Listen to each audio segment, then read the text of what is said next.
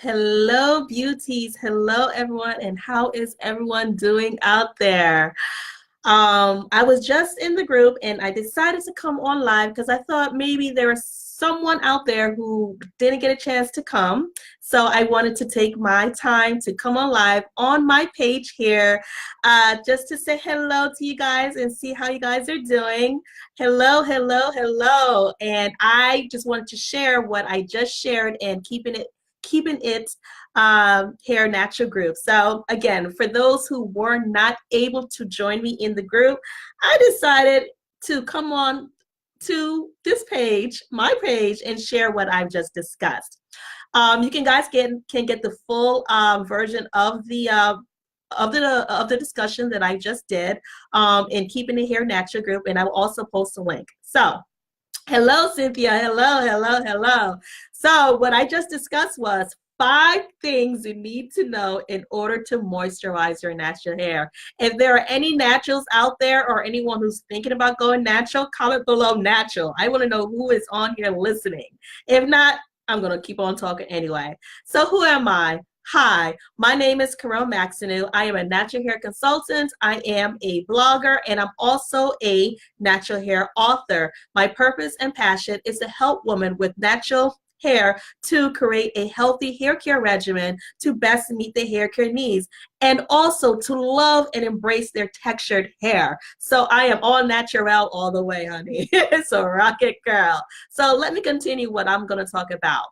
5 things you need to know in order to moisturize your hair. And trust me, there are many, many things that you can do to or ways you can go about moisturizing your hair.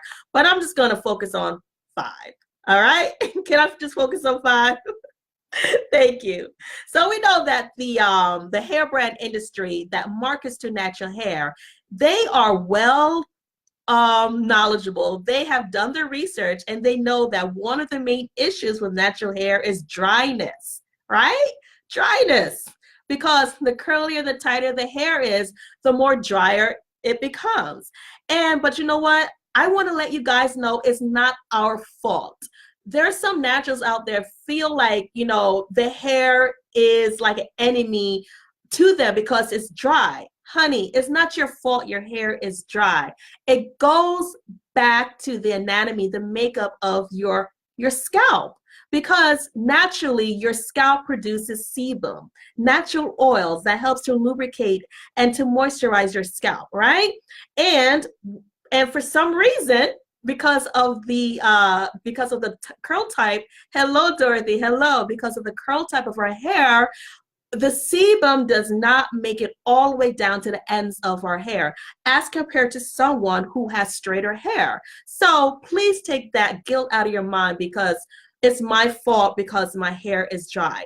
Not necessarily, especially if you're doing all that you can in order to help moisturize your hair. But let's be real.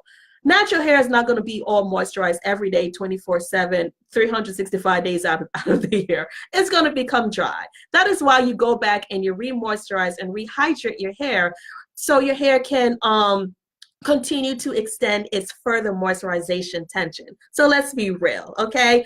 No matter how many products you use that say it's going to moisturize your hair, no matter what method you use, like the LCO or LCO method or LCG method, I heard about this called liquid cream gel or liquid cream foam, your hair will eventually become dry. That's just the nature of natural hair, okay? It's just going to become dry. But if you know your hair type, you know your porosity, you know that you have developed a hair care regimen to extend that moisturization. So you don't have to moisturize your hair like every single day or 3 or 4 times in the week. You should be moisturizing your hair if you've been moisturizing and hydrating your hair, I would say maybe once or twice in the week. Okay, not every day. Natural hair does not to be moisturized every day with the same product. You're just going to keep building up, build up upon build up upon build up. And when build up upon build up, it suffocates your strands as is. All right. So let me dive on into the 5 things you need to know in order to moisturize your natural hair. Like I said, your scalp produces a sebum that helps to moisturize your scalp and also helps to moisturize your hair, but it doesn't make it all the way down to the ends. So the key component here is to understand your hair, understand having a customized hair regimen, and also understanding the right products to use for your hair. When you have those three combinations, you are going to have a healthy, moisturized hair. So let me repeat them again. You want to understand your hair, you want to understand having a customized hair care regimen, and you want to understand having products that cater to your own specific hair care needs, not someone else. And when you have those three components, you will have a healthy, moisturized hair. All right. So step number one is know your hair needs.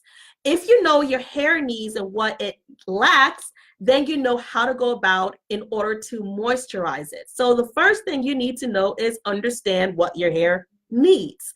Not everyone needs the same thing, okay?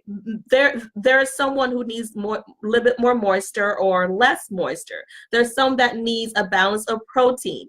Everybody's hair needs is different at a certain time. But the overall thing is to understand your hair needs. And when you understand your hair needs, it will eliminate the frustration of you feeling stuck and confused about how to really moisturize natural hair. Okay? And in order to understand your hair needs is you need to understand your hair porosity. For those who know what hair porosity is, I want you to type in porosity. If you're not familiar with porosity or you forgot what porosity is about, that's fine, okay? But porosity is basically your hair's ability in order to absorb moisture and also to retain moisture long as possible as is.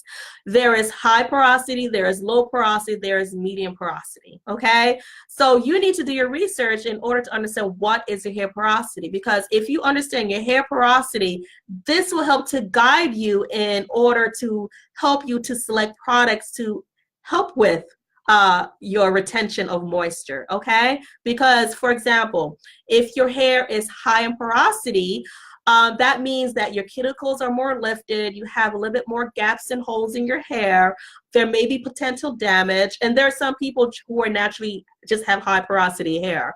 And therefore, you need to have ingredients to help to fill in the gaps in order to, seal it in so you can retain that moisture longer, because with high porosity, it absorbs water or moisture much faster, but it loses it very quickly. So you need to learn how to go about not only absorb the moisture in, but to keep it in, and what products that helps, actually ingredients that helps with that.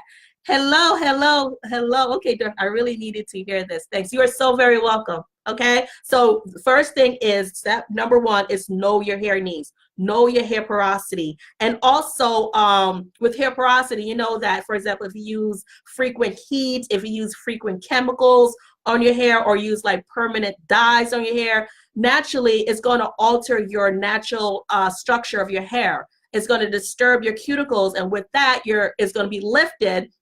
So therefore, you're going to have a higher porosity as well. But not only that, if you're not using any type of heat or any type of chemicals on your hair, then over excessive manipulation can also cause the destruction or injury to your shaft of your hair. That can also cause your cuticles to lift and also cause gaps and tears and pulls in your hair. So it can increase your porosity as well. So it's not only chemicals, it's also excess manipulation, and also constantly brushing and combing and pulling and twirling your hair around can also cause a higher porosity as well. So if you're doing that a lot, you need to stop it. Okay, stop it. Step number 5, water. Water is not enough. Okay, don't be surprised I'm saying water is not enough. Yes, water is helpful to moisturize your hair, but water alone is not enough. You need helping ingredients in order to lock in that moisture, in order to keep that moisture in your hair as long as possible. Because remember, natural hair becomes naturally dry eventually. Maybe the 3rd day, the 4th day, you need to watch when your hair becomes dry, because your hair is telling you it needs to be moisturized and rehydrated again with proper ingredients that can help with that, not just water alone. Okay, and especially if you're doing it like a do-it-yourself concoctions, you need to know what do-it-yourself concoctions can help with moisture retention as well, attracting moisture back into your hair and to help to keep it in there as well. Okay. If not, there are products that are catered to natural hair that helps with that too. But it is a test and trial thing. But if you do your research, you will have a better ease of mind to know what can help to attract moisture in your hair and ways or ingredients that can help to keep it in. So water is not enough. But with water, it's wise when you do go shopping for natural hair products, you want to read the first ingredient. The first ingredient, especially if it's a moisturizing product, it must be water. It must contain water. Water should be the first thing, not oils. If you see a lot of oils and grease and butters and stuff listed in the first and third and fourth listed labels, ingredients, put that down, because that's not going to moisturize your hair. It's just going to pretty much sit on top of your hair and do what? Your hair is going to lead back to becoming drier. Your purpose is when you go shopping, yes, you want a beautiful hairstyle, but for natural hair, you want to have a better moisturized hair that can last a little bit longer during the week. So make sure the product that you use is water-based product, okay? And with water-based products, it helps to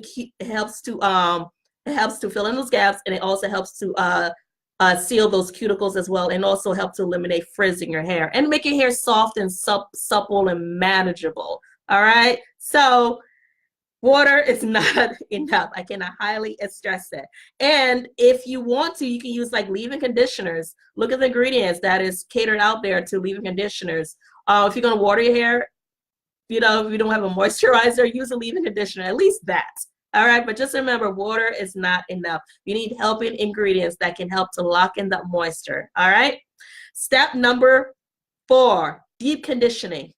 Deep conditioning should be already in your hair care regimen. If you're not deep conditioning your hair, you are not giving your hair the full potential it needs, because deep conditioning, you know what it does. It helps to restore, it helps to repair, it has helpful penetrating ingredients that can seal those gaps in, that can make your hair moisturize. Okay, remember these products that these brands do, they market to natural hair because they know that natural hair is naturally dry. So make sure you use a deep conditioner that helps to moisturize your hair. And if you do a deep conditioning yourself, like a do it yourself, make sure that it penetrates your hair, because you just don't want to mix up a do-it-yourself and these large molecules that you read on a blog or you see on YouTube is not penetrating your hair. It's just going to sit on top of your hair. Like, for example, hydrolyzed protein. It is broken up so tiny enough that it can penetrate into your hair, okay? Just putting an egg and mayonnaise on your hair and say it's a protein treatment is not going to penetrate your hair. It's going to sit on top of your hair. On external, yeah, your hair, depending on what you put in it, may feel soft, but is it actually penetrating your hair? So be very cautious on do-it-yourself concoctions, because if you're going to do a deep conditioner treatment as do-it-yourself concoctions, make sure that you are formulating it where it can actually penetrate your hair, not just reading the ingredients and say, oh, this is what it does, but have you dug a little deeper to know if those ingredients molecules are actually broken down enough that can penetrate hair? So doing a banana mask and doing a mayonnaise mask and avocado mask, those molecules are too big and chunky. They're not going to penetrate your hair. You actually need ingredients that are broken down tiny enough to penetrate your hair. It may help on the outside, but don't forget to be also mindful of the inside of your hair, because the inside of your hair needs most of its nourishment as well. Okay, so know the importance of do-it-yourself concoctions, but go back to deep conditioning your hair. All right, and one of the things you can look at is hydrolyzed proteins. They are broken down very small enough that they can penetrate into your hair. All right, and with deep conditioner, you know that if you heat it up, it helps as well to absorb into your hair a little faster too. So cover your hair up with a bag to trap in that heat, or sit underneath the hair dryer with a bag or a cap to trap in that heat. So the ingredients in the deep conditioner that is manufactured that is catered for natural hair can do what it needs to do to nourish your hair inside out. Step number 4 is make sure you take care of your scalp. All right. We know that we focus so much on our hair, styling our hair, moisturizing our hair, but what about our scalp? Our scalp is our skin, and sometimes we forget that. Okay, our scalp is our skin. Our scalp needs to be moisturized. Okay, and with our scalp, you know that the sebum, its function is to hydrate and is to nourish the hair and in the scalp. All right, but if you're just going to slather on oils and grease on top of your sebum that is naturally produced, you're just going to actually create a breeding ground of growing bacteria that can cause dandruff. Okay, so I will suggest in step number 4, take care of your scalp by washing it, make sure it's cleansed, you know, it's cleaned away from debris and dirt buildup off your scalp, and just be mindful of not oiling or greasing your scalp often, because you don't need to do that. Your scalp needs to breathe. Okay, so not because this oil says it's going to grow your hair, but using it every day is going to cause some itchiness, it's going to cause some dandruff and flakiness and dryness if you keep using it, especially if you're prone to dandruff buildup. All right, so what you can do is you can probably put some essential oils in your shampoo that is formulated for antifungal or antibacterial in your shampoo that is catered for your hair, that you know that your shampoo doesn't irritate your hair. Irritate your hair and your scalp. Okay, so you can find essential oils that you can just drop in there and help to cleanse your scalp as well. But just be cautious of not always greasing and oiling your scalp every day, you know, because oil evaporates and you feel like, oh my God, it got in, but I need to do it again. No, you're gonna cause a feeding ground for bacterial growth and also dandruff as well. Dandruff is natural part of the scalp, because what it does, your scalp is shedding old dead skin. Okay, and when it shed old dead skin, the oils from the products that we use, it gets entrapped on that dead scalp, you know, and that bacteria that feeds, that causes dandruff, for example, is going to feed it and feed it and feed it and feed it. So could be another reason why your hair is dry, is because you keep oiling your scalp a lot and it's blocking, and then it's not doing what it needs to do.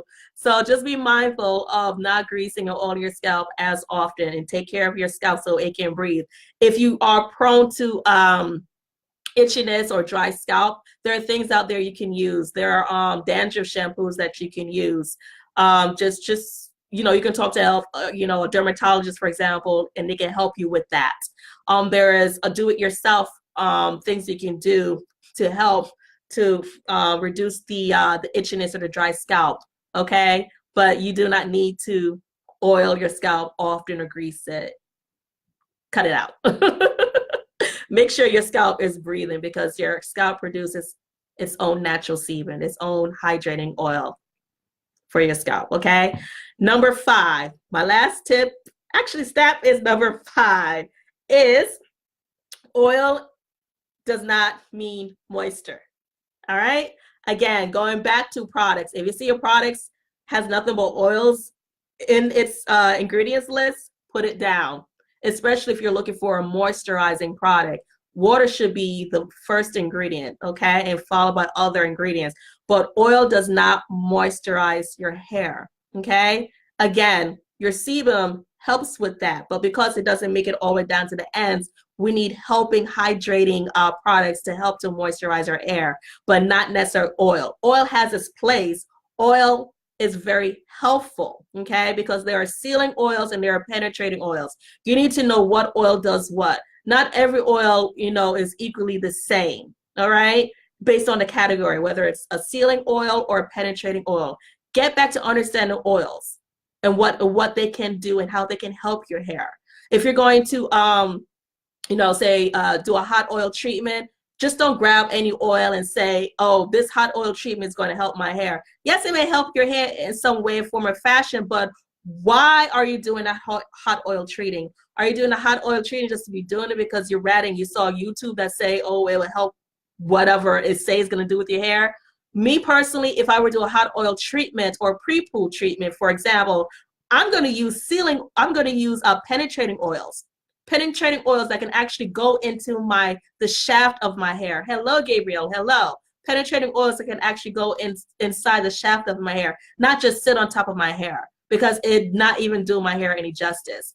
So you need to understand what oil does what. Not every oil is going to do the same functionality or is formulated or is composites in the same way. Know what oil does what and what are you using it for. Again, oil does not mean moisture.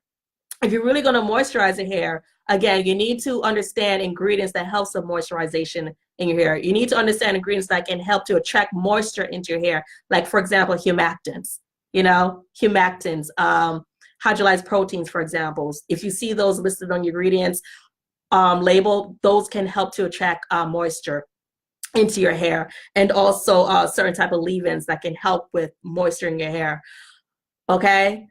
But oil should be the last thing that goes on your hair, especially if it's a sealing oil.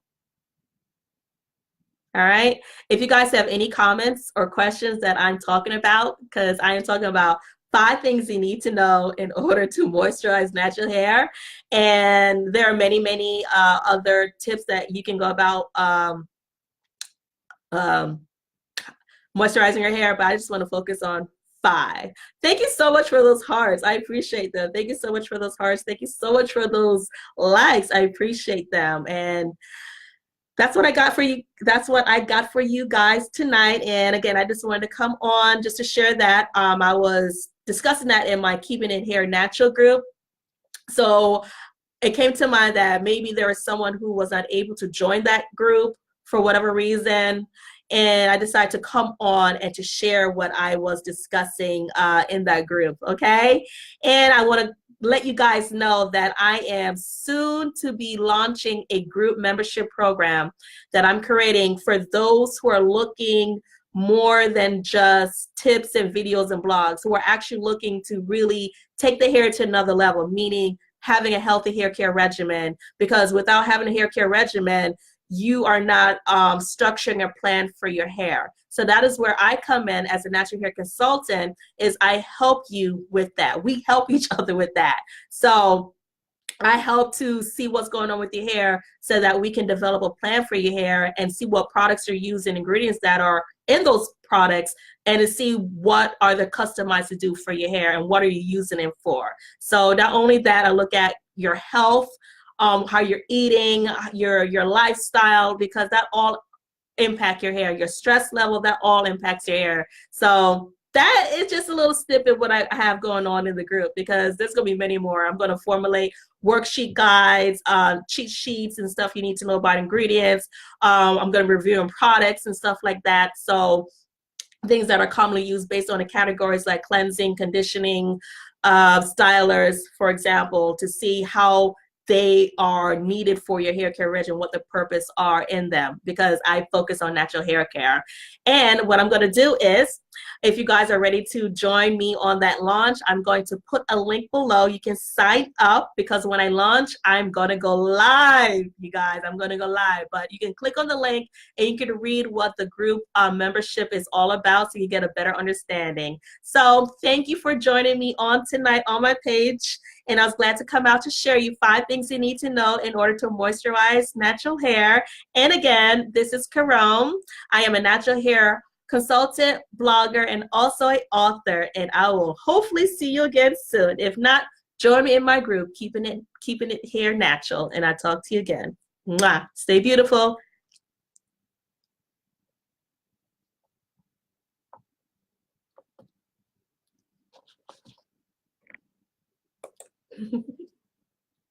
Thank you so much for those likes and hearts. See you guys soon. Take care.